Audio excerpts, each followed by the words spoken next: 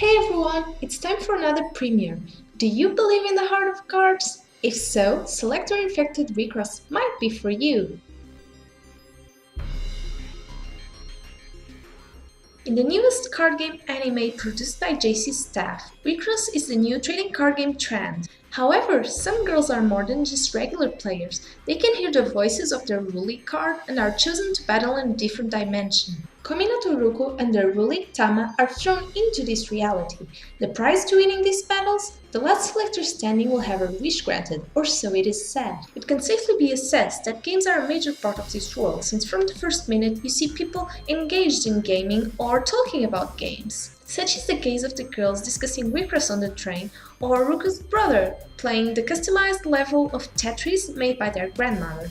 That right there is what made it even more disappointing for me that WIXOSS's rules are left to the imagination. There's no obvious strategy or minion cards. Everything is up to the Rulix fighting in such a manner that brings to memory Black Rock Shooter in more than one instance. While the opening has a pretty decent animation and serves as a way to familiarize yourself with the characters, Selector Infected isn't stunningly animated when it comes to the actual series. This is way more noticeable when the characters are in part of the foreground, making it feel like somewhat of a lazy work. And can we just talk about the scene in the beginning? Now that was sloppy. Ruko just literally goes to the mailbox to get us, the audience, to see her name, but they could have at least made her look inside it if they were going to leave it in.